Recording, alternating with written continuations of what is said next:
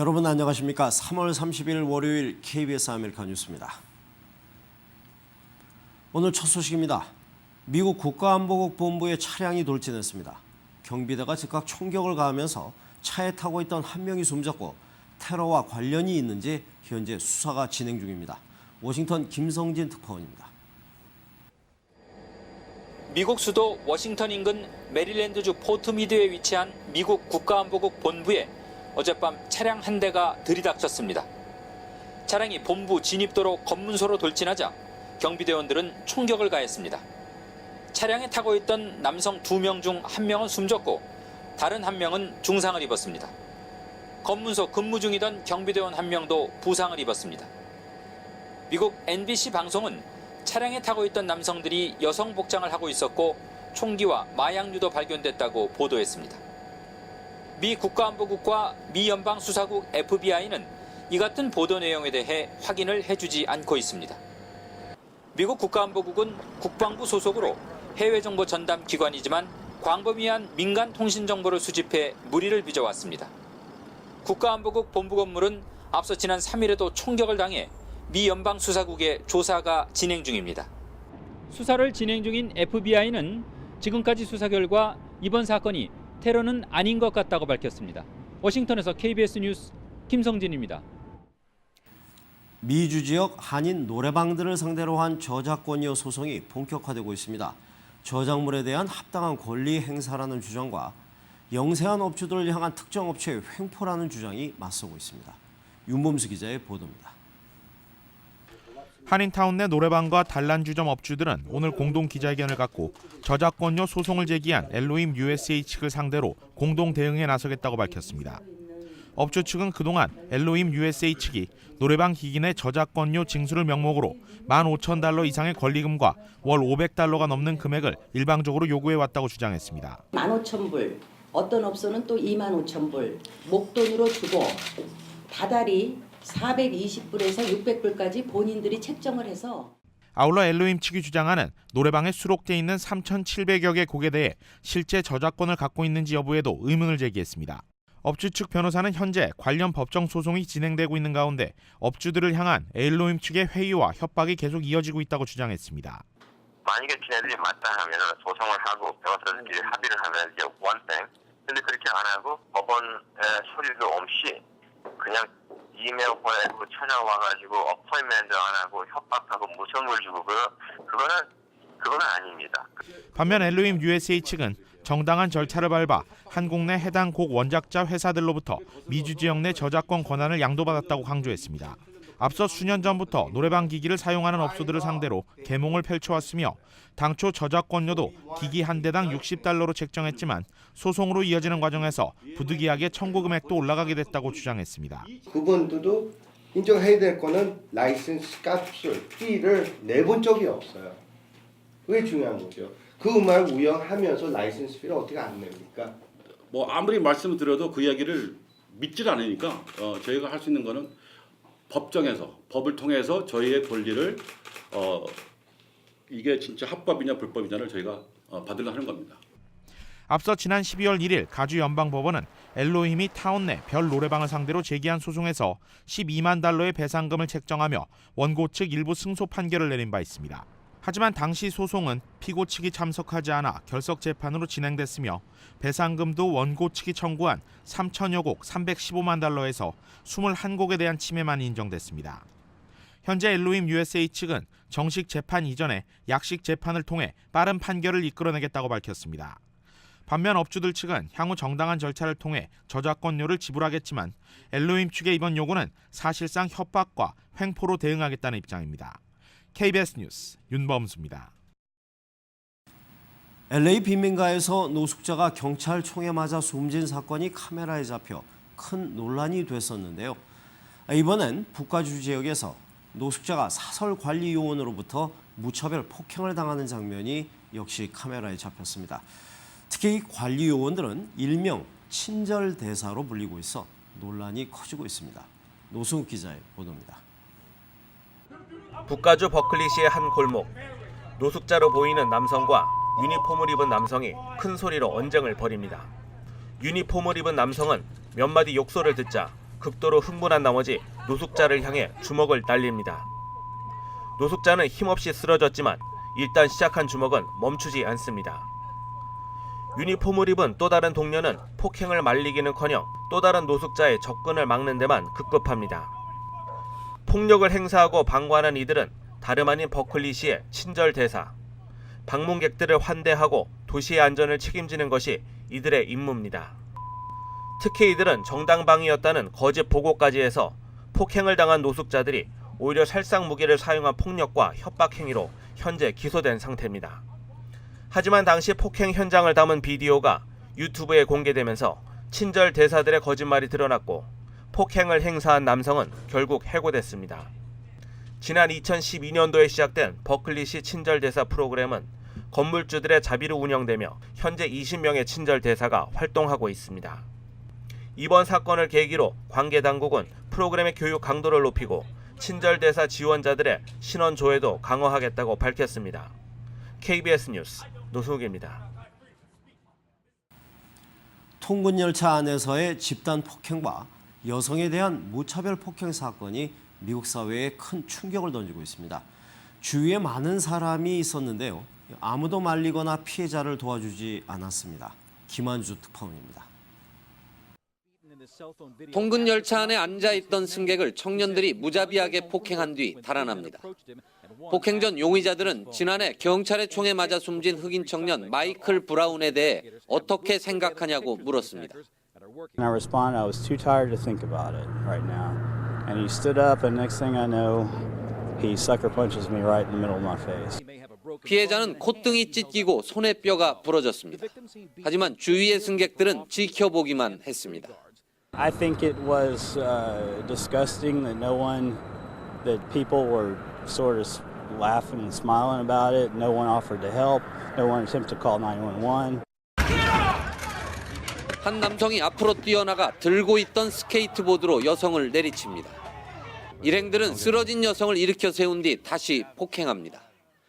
여성은 두개골과 턱이 골절되는 중상을 입었습니다. 사소한 말다툼이 무차별 폭행으로 번졌지만 역시 아무도 나서지 않았습니다. It's haunting. It's really disturbing. It's hard to believe that no one stepped in.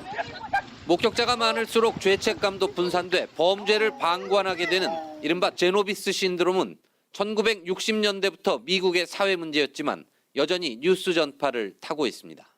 로스앤젤레스에서 KBS 뉴스 김한주입니다.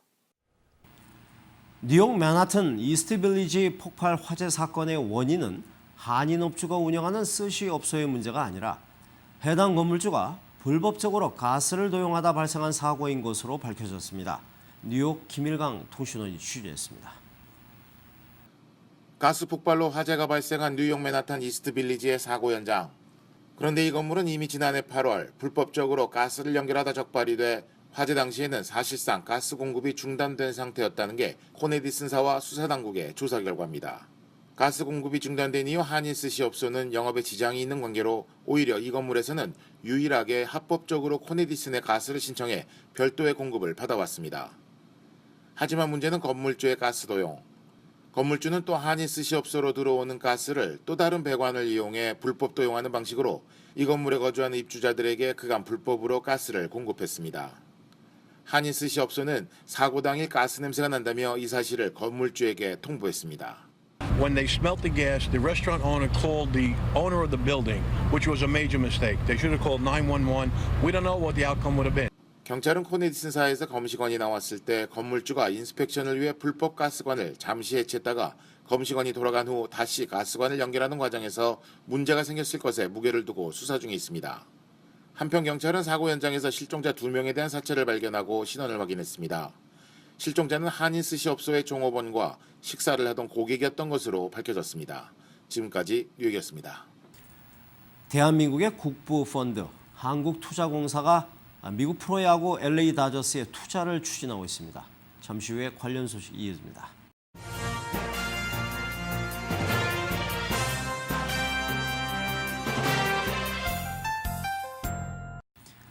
대한민국의 국부펀드인데요. 한국투자공사가 LA 다저스에 투자를 추진하고 있습니다. 국부 펀드가 스포츠 구단에 투자하는 건 세계적으로도 드문 일인데요. 그러다 보니 우려도 나옵니다. 오수 기자입니다. 미국 프로야구단 LA 다저스는 박찬호와 류현진이 주전 투수로 활동해 우리에게 친숙한 야구단입니다. LA 다저스의 주식은 구게나인 파트너스라는 펀드가 100% 소유하고 있는데 한국투자공사는 4천억 원가량을 투자해 주식 20%가량을 인수하는 방안을 추진 중인 것으로 전해졌습니다. 계약이 성사되면 한국투자공사가 공동 구단주로서 입장권과 중계권 판매 등을 통한 수익을 나눠받게 됩니다. 수익률과 리스크를 감안을 해서 정직의 수익률이 저희들이 타겟하는 어떤 작전선에서 왔을 때 저희들 투자 결정을 내리는 것이고, 국부 펀드가 스포츠 구단에 직접 투자하는 것은 세계적으로 드문 일입니다. LA 다저스가 2년 연속 적자 상태인데다 수익이 들쭉날쭉한 스포츠 구단에 투자하는 것 자체를 우려하는 목소리도 나옵니다. 외환 보유액을 운영하는 공적 투자 기관에서 해외의 위험과 수익성에 대해서 불확실성이 매우 높은 개별 투자 행위를 하는 것은 상당히 위험한 일이라고 생각됩니다. 한국투자공사는 7년 전 운영위원들의 반대에도 불구하고 미국 투자은행 메릴린치에 투자했다가 1조 원대의 손실을 냈습니다. KBS 뉴스 오소입니다. 오는 5월 총선거를 앞둔 영국이 의회를 해산하고 공식적인 선거 정국에 돌입했습니다. 집권 보수당이 재집권할지 노동당이 정권을 탈환할지 치열한 접전이 예상됩니다. 런던 정지환 특파원입니다.